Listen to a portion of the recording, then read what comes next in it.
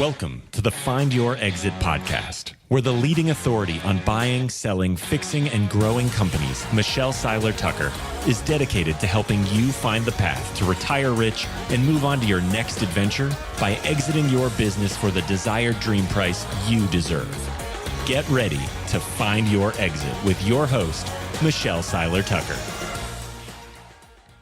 Welcome back to another episode of Exit Rich. I'm very excited to have a special guest join us today. As one of the world's most renowned motivational speakers, Les Brown, yes, you heard me, Les Brown, is a dynamic personality, a highly sought-after resource in business and professional circles for Fortune 500 CEOs, small business owners, nonprofit, and community leaders. As a premier keynote speaker and leading authority on achievement for audiences as large as 80,000. From Denmark to Dubai, Canada to the Caribbean, Les Brown energizes people to meet the challenges of the world around them. Brown received the National Speakers Association coveted Council of Peers Award of Excellence and ultimately his most prestigious Golden Gavel Award for Achievement and Leadership in Communication. Toastmasters International voted him as one of the top 5 outstanding speakers worldwide. A stumbling block in elementary school was when he was mistakenly declared educable, mentally retarded. Teachers did not recognize the true potential of little Les Brown. However, he used his determination, persistence, and belief in his ability to go beyond being a sanitation worker to unleash a course of amazing achievements, including broadcast station manager, political commentator, and multi-term state representative in Ohio. Les Brown audio series, Choosing Your Future, remains his all-time bestseller for his acclaimed impact worldwide. Les, welcome to the show. Hello, how are you? I'm great. Welcome to the show. Thank you. It's a pleasure to be here with you, and thank you so much for the light and inspiration and motivation that you bring through your show.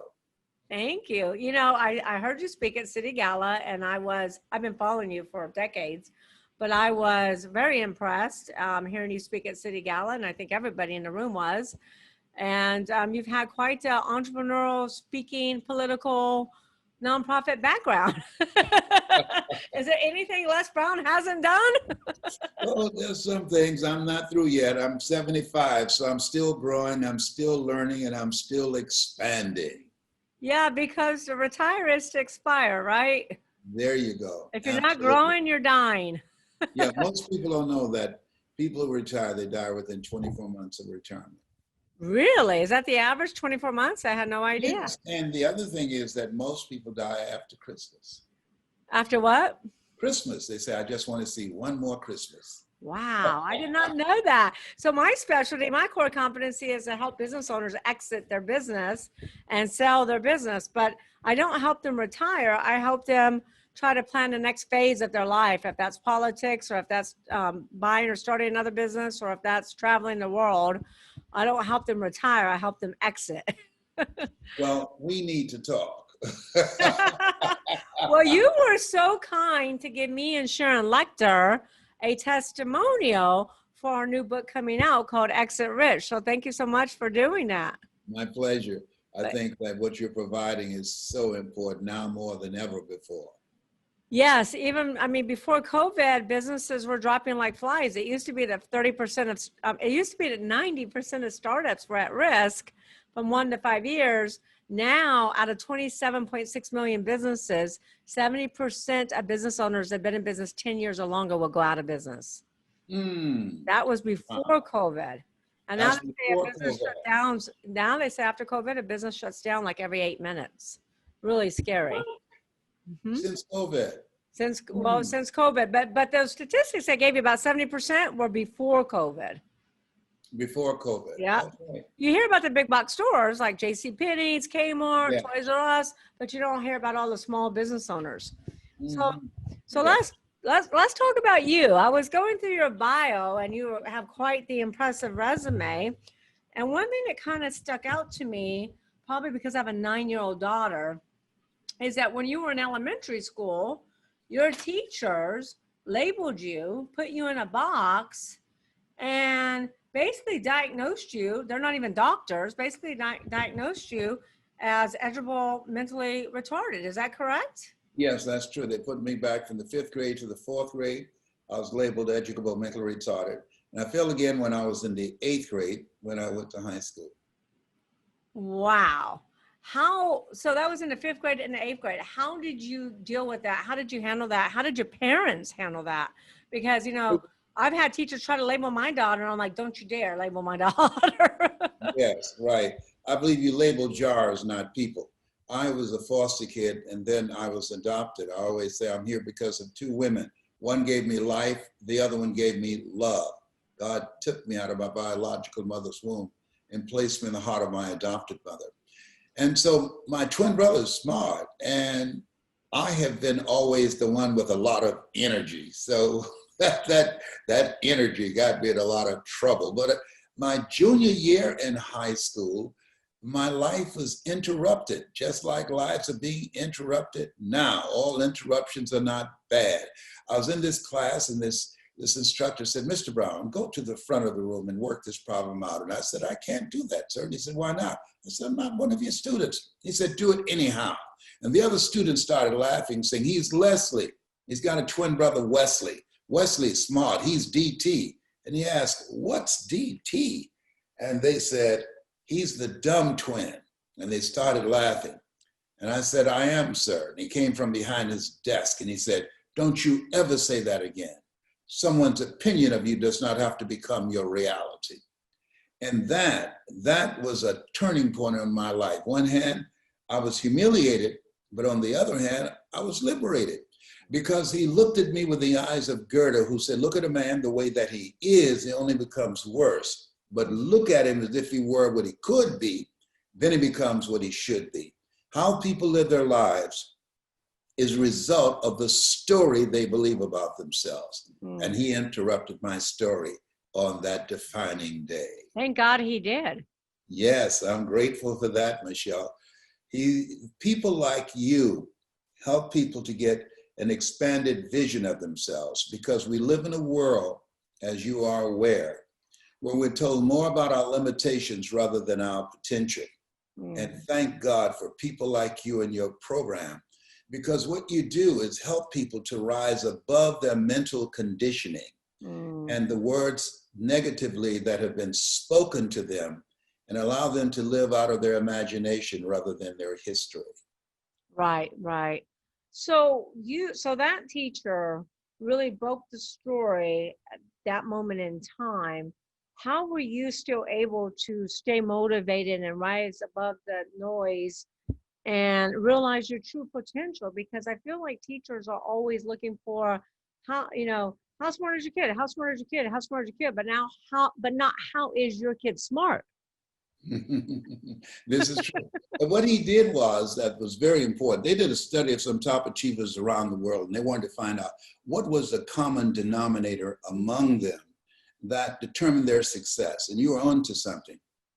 85% reached their goals because of their attitude, 15% because of their aptitude. So what he taught me was that there are 3 main things. There's several. There are seven principles of success that I teach, but 3 of them, he said, develop your mind. You don't get in life what you want, you get in life what you are. Number 1, as a man thinketh, so is he. As he continues to think, so he remains. Number 2, upgrade your skills and knowledge. We're living in a time where we need at least 3 core competencies. I speak, I train speakers, and I'm an author. 3, he said, practice a principle of OQP, only quality people. You earn within $2,000 to $3,000 of your closest friends. So create collaborative, achievement-driven, supportive relationships. That will allow you to soar to new heights. That will allow you to accomplish things that you don't know right now. Wow, I love that. So inspiring. Tell me about your parents. How did they deal, your adoptive mother, right? How did she Yeah. deal with that diversity? Because, I've kind of going through something like this myself with my own daughter, with them labeling her and putting her in a certain box. And my daughter is extremely intelligent, but she's intelligent with her core competencies, not necessarily the way they want to stick you in a box in school. My mother, she only had a third grade education, but she had a PhD in mother wit. And so I always tell people that what I learned most about my adopted mother, who I consider my real mother, she had high expectations for me. They said that I was educable, mentally retarded. She didn't understand what that meant. And so consequently, she thought my subconscious mind was in my behind. She said, a hard head makes a soft behind. I love that. I love that. Now, were the two of you? You said you were twins. So was your brother adopted with you?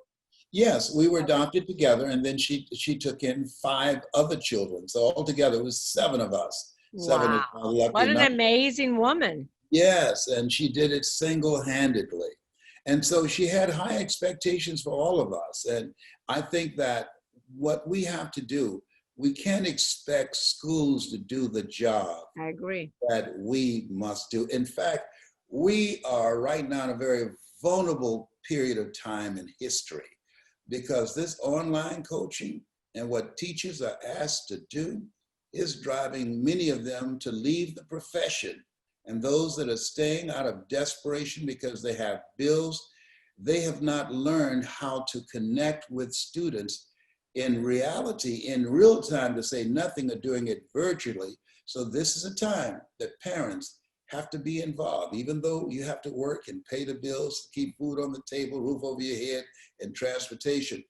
This is a time that we must monitor. Then the Bible says, watch as well as pray, and be in God's and control as much as we can, and make the time. If I had my life to live over again, I would build my business around my family and not my family around my business. Am I making sense to you? Amen. Amen. And I think you said something early on in the show when you said interruptions are sometimes good, right? Oh, yes, because Interruptions. some things happen to you, Michelle, Yeah. and some things happen for you. Right. When I was fired, when I went through a foreclosure for the first home that I purchased for my mother because I didn't do a title search, I learned a lot about myself. I think that's why Viktor Frankl said in Man's Search for Meaning, that adversity introduces a man or a woman to themselves. And so this place where we are, Zig Ziglar, he said, and most people in a fearful place, they forget everything and run. But there are few people like the Michelles of the world. They face everything and rise. Right. Right.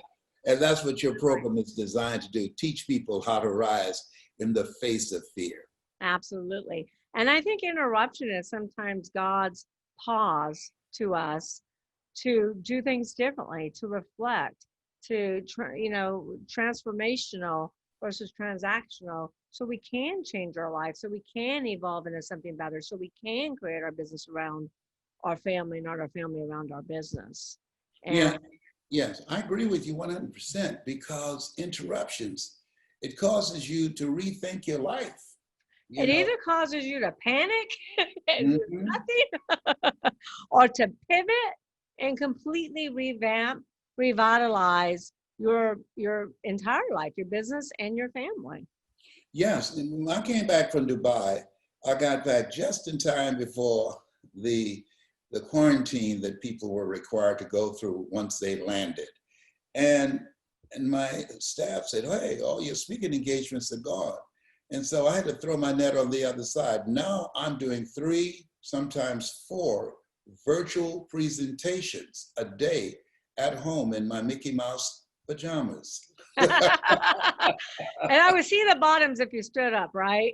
Yes, but I'm not showing today. So when did you decide you wanted to become a speaker? I decided I was at an event, and after I came back to the radio station, I was the disc jockey and the program director. The staff who went with me said, you know, you can do what those guys do. I said, I can't do that. I don't have a college education. I never worked for a major corporation. I was labeled educable, mentally retarded. And my mentor, who's still my mentor today, Mike Williams, he wrote the book, The Road to Your Best Stuff, The Road to Your Best Stuff. He said, Brownie, he said, all of us are born the same way, dumb, naked, and speechless. You can learn. And even though he told me, you could do this, and others had told me that I have a passion for people. I love to help people, and I love to make people feel good and make them laugh. And I just couldn't see myself doing it. I suffered from possibility blindness. I felt inferior to people with college education. Yeah. And then I was at an event, a guy was speaking, I think it was a Bob Proctor event, and I felt like he was talking to me. We've all had that experience. And he stopped in the middle of his speech. He said, there's somebody here. I should be up here holding this microphone. He said, but you've convinced yourself that you don't have what it takes. And I want you to know what you have is enough. And then he started speaking again. And he said, okay, Holy Spirit, okay, all right. Listen, you know who you are. You're out there squirming in your seat right now. Probably got tears in your eyes. So the reason I'm standing up here in your dream and you're seated out there, I represent the thoughts you have rejected for yourself. Wow. When he said that, I jumped up. It's like somebody had punched me in the stomach. And I ran outside to a payphone, a telephone booth, and you could get a telephone call for a dime, where Superman used to change his clothes. I called Mike Williams. I said, Mike, he said, Brownie, what's up? I said, I'm not rejecting myself anymore. He said, Brownie, calm down. I said, listen to me. No, I'm not rejecting myself anymore. My mother has breast cancer. She needs me. And I told her I will not allow her to go to a nursing home, that I will take care of her. And I got a story, and I can use my voice to earn a living and take care of my mother and keep my word to her. I said, will you help me? And he said, yes. And one of the things that I teach, ask for help, not because you're weak, but because you want to remain strong. And ask for help and don't stop until you get it. And so he told me to put my money where my mouth is, and I did, and the rest is history. How many decades ago was that? 51. I'm 75. You know, you don't look 75. When you told me that at the beginning of the show, I do not look it. You have a very young face. You're very kind. Thank you. And you still have a great voice. Thank you. All right. I received that. So what advice do you have for speakers who are, you know, I think there's two types of speakers. There's business people like myself, business experts that have businesses that speak. And there are speakers that are trying to have a business. So would you agree? Yes. I think that something I would say to both of those who speak to speak and those who are speaking for their business, speakers speak. I see speaking as a calling. I do too. A job is something you get paid for. A calling is something you are made for. And you want to speak as often as you possibly can. That's number one. Number two, you want to speak on something that you have a passion for, that you feel passionate and confident, that have value for people. That's your story. That's something that's in your heart. Where your heart is, there your treasure is also. And the other thing is you want to get some coaching from someone who is experienced and speaking on the level that you like to speak. I had a friend tell me the other day, he stands in the mirror and he practices every day. I said, you have untrained eyes looking at you.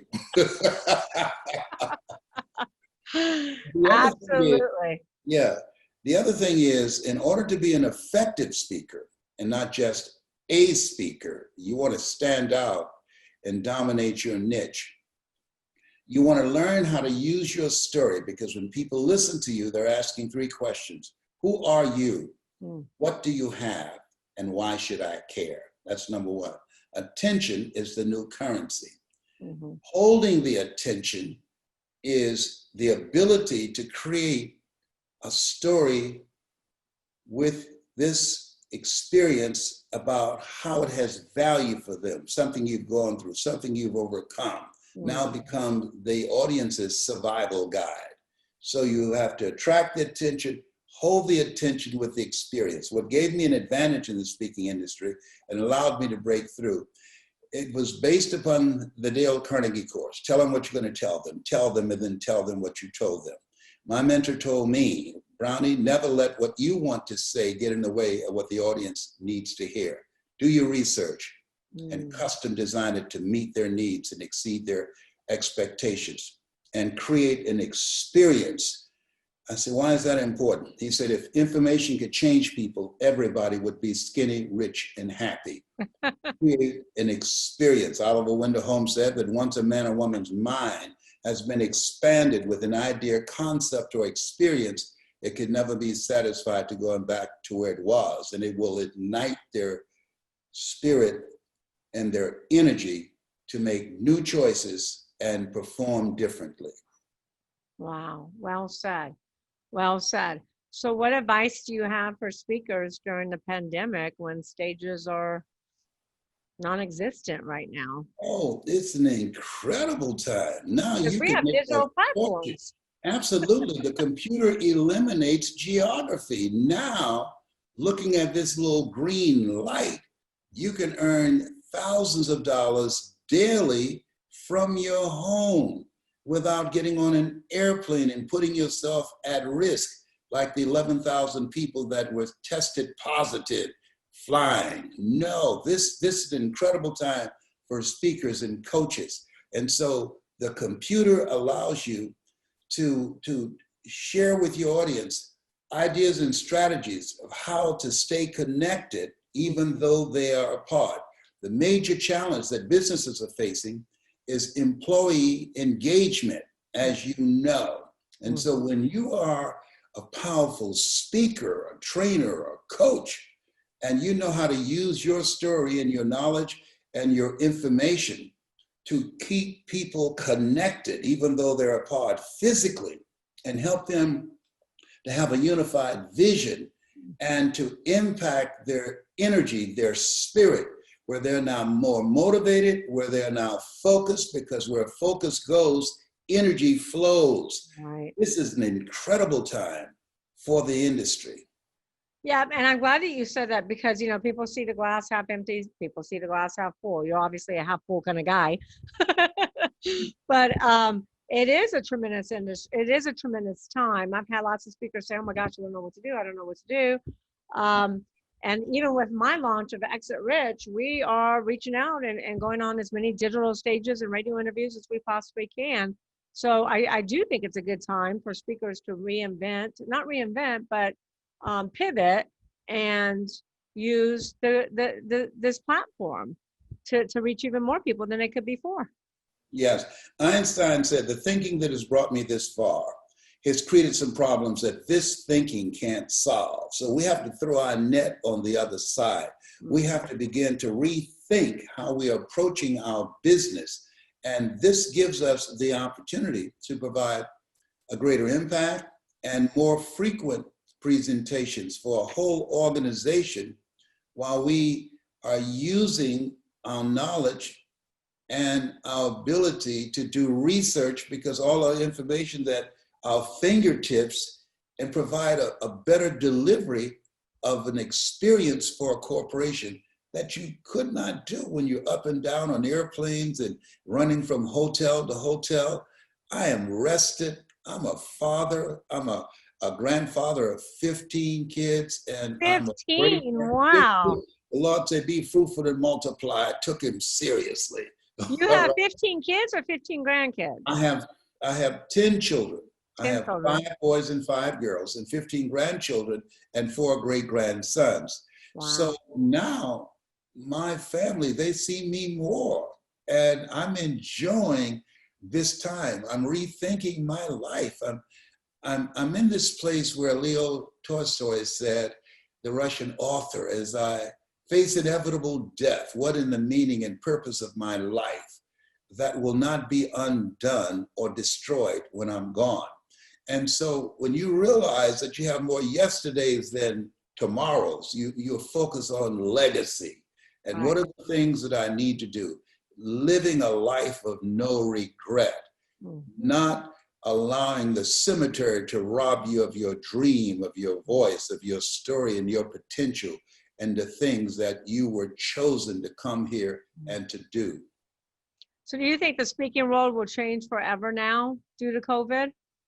Yes, I don't think people will ever feel comfortable going forward, even with a vaccine. And I'm going to wait till everybody else takes the vaccine. Me too. Before I take it. Homie, not Okay, doing I'll go that. right before you. Yeah, because this is a strange time where we are. Just think about this. 2 days ago, the Center for Disease and Control said the virus is not just what we said it was. The update is that it's airborne. So it's just not enough to wear the shields and the mask and the gloves. And then 1 day later, they issued a statement. Oh, what we said yesterday was an error. Well, that came from the White House. So we now have politicians telling us and controlling the narrative of what we need to do to stay safe. This is just straight up insane. We've never been in this place before, seen anything like this before. Yeah. So this is a time that we want to be concerned, but not consumed, Right. and look for ways on how we can win in Right. doing the things that we do, continuing to provide the best service for our customers. John H. Johnson said, there's no excuse for an excellence that meets a pressing public need in how you serve the people that are doing business with you. Right. And I always tell my clients, times are changing and you have to reach out to your clients and find out what their new needs are, what their wants are, and how you can make their life easier to do business with you. And you have Because to do so many business owners become complacent and they stop innovating. Well, I don't think they're being complacent now. Through the inspiration of desperation, they are awake. Well, important, yes. Many will take massive action, but there's even more that won't do anything less. So they're stuck in panic mode. They're stuck in fear mode. And that's why so many businesses are closing right now. One thing that we do is not just sell businesses and do mergers and acquisitions, but I also partner with business owners and help and invest money and help them build their business back up so they can sell it for their desired price tag. And we also buy businesses and flip them as well. Because my passion is to help save as many of those businesses and business owners as possible. Well, Michelle, people who are stuck in fear have skinny children. We can't afford to do that today. God has not given us a spirit of fear, but of power and of love and of Right. mind. Amen. So did you ever go back? I'm just curious about this. Did you ever go back and talk to your teachers who put this label on you? It's interesting you should ask that question. I had been paid $5 million to do a talk show in 92. $5 million to do a talk Yeah. show in 92. And so I went back to Miami, speaking in Liberty City, full auditorium, and a lady raised her hand. She said, "Can I come up and speak?" And I said, "Yes." And I looked, it was Mrs. Compton, the lady who identified me as being educable, mentally retarded. She said, "I've written a book about my most famous retarded student, Les Brown, and it's available in the back." Oh my God! I said, "Thank you very much." She did it. Yeah, she did. You can't make this stuff up. You can't make this up. He's my most famous retarded student. She was so proud. Well, thank goodness your mom, like you said, a third grade education did not get stuck in Yeah. that label that Mhm. she labeled her son. and she knew that you had so much power and so much, spirit and so much fight and so much greatness inside you. Yeah, we all have greatness. I believe, I Michelle, believe that we too. all have stories of greatness in us. And what you do with this type of program, Exit Rich, with the methods and techniques that you introduce and the guests that you interview, it creates an experience that interrupts the vision of how people see themselves personally, which will affect how they see themselves in business. And as a result, they'll be able to achieve far more than they can ever begin to imagine. Just, that play Lion King, Simba, you're more than that which you have become. So your whole coaching strategy and your philosophy is to help business people to realize they are more than that which they have become. And they owe it to themselves to exit rich. Most people exit broke because they don't know that they don't know, and they think they know. You as a coach will take a person to a place within themselves that they can't go by themselves because you can't read the label when you're locked in the box. You sound just like me. One of my favorite quotes I came up with years ago is, you can't read the label from the inside of a bottle. You need an outsider's perspective to read the warning signs and keep you out of the danger zone.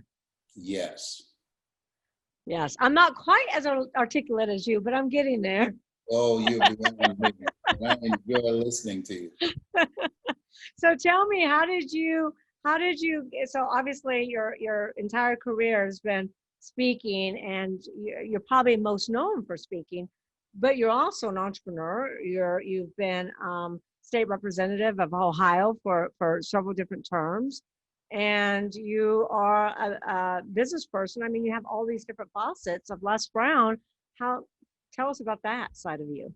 Well, my children work with me. One of the things I believe is not what you leave for your children, is what you leave in your children. And so I love that statement. Yes. And so we work together, and it's exciting to see them bring their own shoes to the party, find their own voice, and have their own businesses. And I get a chance to coach them, and they coach me as well, because I believe that you're never too old to learn and you're never too young to teach. I've developed a regiment, a ritual. When I first get up in the morning, I write down 7 things that I'm grateful for. I believe every day is the best day of your life. If you don't believe it, try missing one. That's number 1. Number 2, I write down 7 things that I'm grateful for. And you physically write them down? Yes, what I'm grateful for. And just the fact that I'm talking to you now, 27 years ago, I was diagnosed with 4th stage prostate cancer. My PSA, which stands for prostate specific antigen, was 2,400, and cancer metastasized to 7 areas of my body. And so the third thing I do is review my goals and to learn something today that I did not know yesterday. And I think that keeps you young and keep you mentally sharp and keep momentum in your life. And I'm a little kid. I wear Mickey Mouse underwear, but I'm not showing. And you look like a little kid. You have that glow. Yeah. Thank you. And what was the other thing? That was the 4th thing? Did you tell us all? The third thing is that you want to have some fun. Yeah.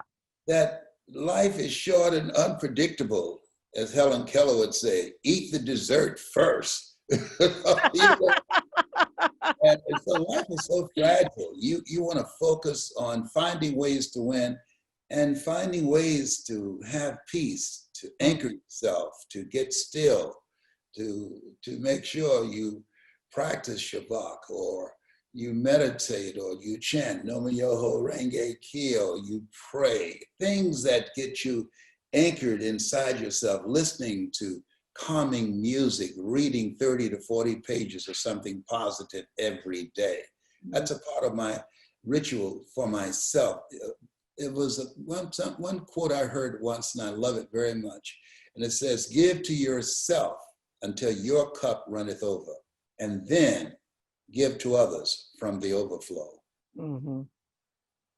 Amazing. So 10 children working with you, and they all have their own businesses as well, correct? Yes, yes. And so you need an exit strategist like myself Yeah. for these businesses. So we're Oh, gonna have to trust me, continue talking. I'm going to be burning your line up. I will be calling you. Yes. Did you graduate high school? I did graduate high school. I never went to college, but I did graduate high school at the bottom of my class. But I graduated. But look at you now. Yes. At the top of the world. The valedictorian called me and said, "Will you teach me how to speak?" I said, "I'm honored. I graduated because of you." I said, "Do you know how long my neck is from reading your answers and copying off your paper?" I said, "I feel like a rubberneck." That's wonderful. I love that. All right. So your children work with you. Are you still involved in politics, Les? No, I'm not. No, what I'm doing now, I have a lot of politicians call on me to teach them how to tell their story, because politics is about the story you tell about yourself, and the story you tell about your opponent, and the story your opponent tells about themselves, and the story they tell about you. So the one who's most effective in telling the story, that's the one that's going to dominate. I went in a district that they told me there's no way you can do it. 3 attorneys lost. You don't have the money. Both newspapers are against you. All the community leaders. But I had a microphone and I know how to tell a story. And I won hands down, 26,000 votes to 3,000. Wow. 26,000 votes to 3,000. That's incredible. So who's going to win the story come November 3rd? You know, I am shocked that that's even a conversation. When someone said the other night, and my mouth just dropped open, you know, the coronavirus has virtually no impact on the American population. What? 200,000 people have died? And it's virtually no impact? Whew, that took my breath away. I mean, this is a no-brainer.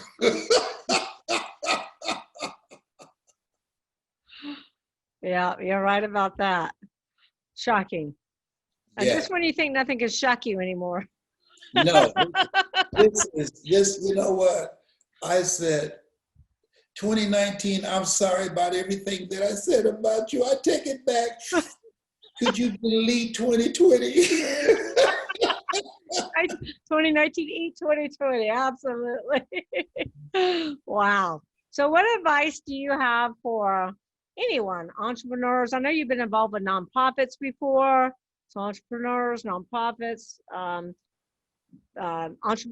people that own businesses that want to exit, you know, politicians. What advice does Les Brown, the #1 speaker from the world? Horace Mann said, and I believe this with all my heart, we should be ashamed to die until we've made some major contribution to humankind. So I say to business people and everyday people, live a life that will outlive you, #1.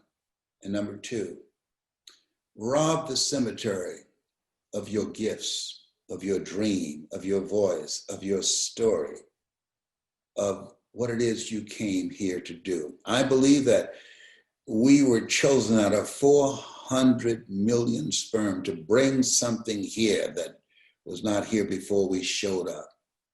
You're a masterpiece because you're a piece of the master. I love that. You're a walking encyclopedia. But educably, mentally retarded. So how many books did the teacher sell? I read a minimum of 2 to 3 books a month. You know, Brian Tracy said, knowledge is a new currency, and if the average American reads 1 book a year, he said, if you read 1 book a month, if you discipline yourself to do that, in 5 years, You would have read 60 books. The average American would have read 5 books. That will make you an expert. This is the era what the late Peter Drucker calls the era of the 3 C's: accelerated change, overwhelming complexity, and tremendous competition. So I discipline myself to read 2 to 3 books a month. I love it. And I encourage my kids to do the same thing. Do you still read 2 to 3 books a month? Oh, yeah. Good for you. You So have what to do just to stand still. what do you think it was about them putting that label on you? Because I do believe that children learn differently, and we really need to focus on what, how children are smart, not how smart children are. Absolutely. That is such a profound statement that you just made. People have different learning styles, and there are some people that get that.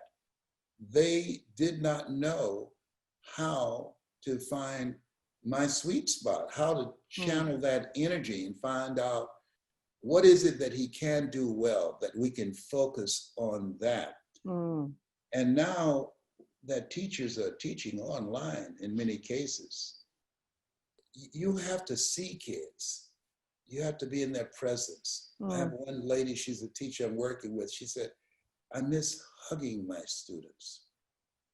And I miss spending time one-on-one with them to find out where are they in terms of what are they good at? What do they love? What captures their attention? Because when they're young, they live out of their imagination. They have not been conditioned and indoctrinated with the world. And she said, I miss that time. And I do hope that we go back to that time soon for our children and for generations yet unborn. There's some impact, some collateral damage of social distancing, not being able to touch, to hug. That's very challenging emotionally and spiritually and mentally.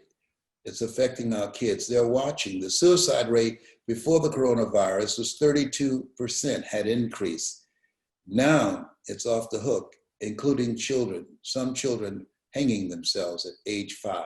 That's unprecedented, yes. And what at age 5? Yes, just got here, yes. Oh my gosh. What at age 5 would make a child want to do that? I just can't. Listening to the conversations in the house. They hear everything. These kids come here smarter than we were. They know everything.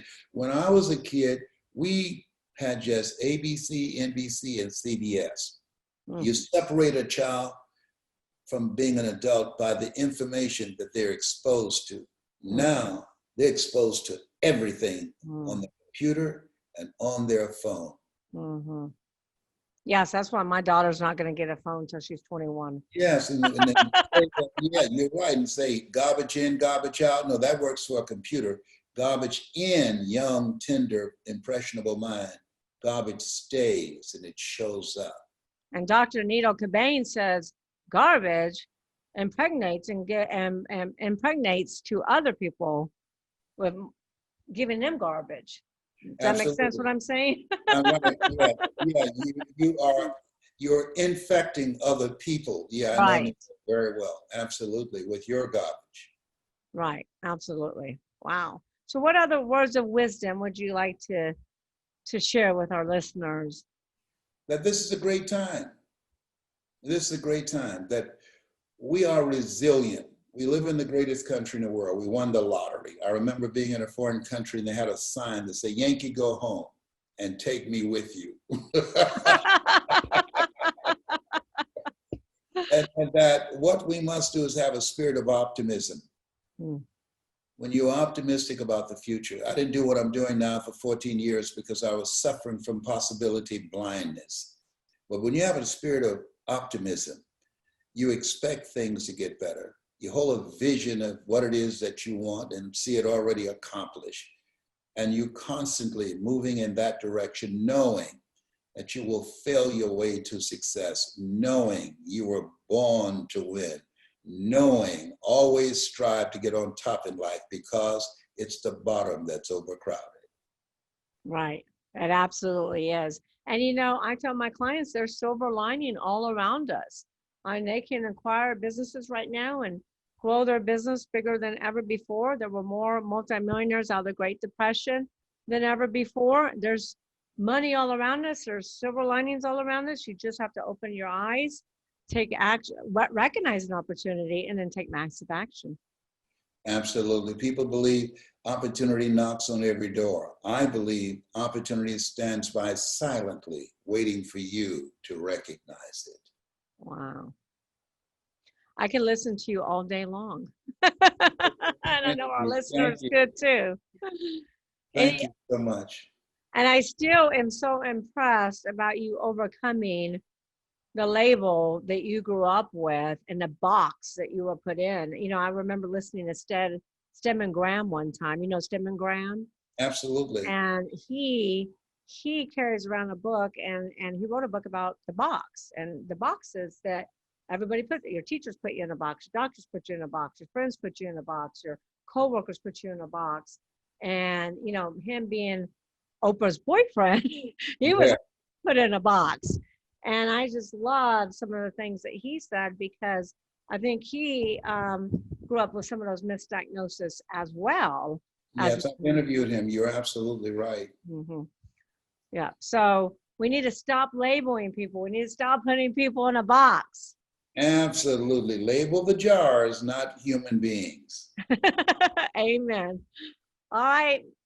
Any other last minute thoughts? I know you're a busy man, and I so appreciate you being here. Thank you. Shoot for the moon, because even if you miss, you're led among the stars. That's a Les Brown quote. I love the Les Brown quotes. Is there a book with Les Brown quotes? My book called You've Got to Be Hungry, The Greatness Within to Win. You've got to be hungry, the greatness within to win. And they can get it they can go to IamHungryLesBrown.com, IamHungryLesBrown.com, or go to Amazon. It's a 5 stars that Amazon has given it, and they'll see the reviews on the book. It's an experience. It's not something you just read and put down. When you read this book, your life will never be the same again when you get to the last chapter. I have your book sitting on my shelf. All right. You can't see it because of my green screen. Oh, okay. So read that book, Hungry by Les Brown. Is that it? The title, Hungry? You've got to be hungry. You've got to be hungry. Yes. Got to be hungry. And then read Exit Rich too. Yes, absolutely. Great book. So thank you for being here. It's an absolute pleasure. And thanks to all of our listeners for joining us on another program of Exit Rich. All right. Thank you. And I'll be reaching back to you. Bye for now. Thank you.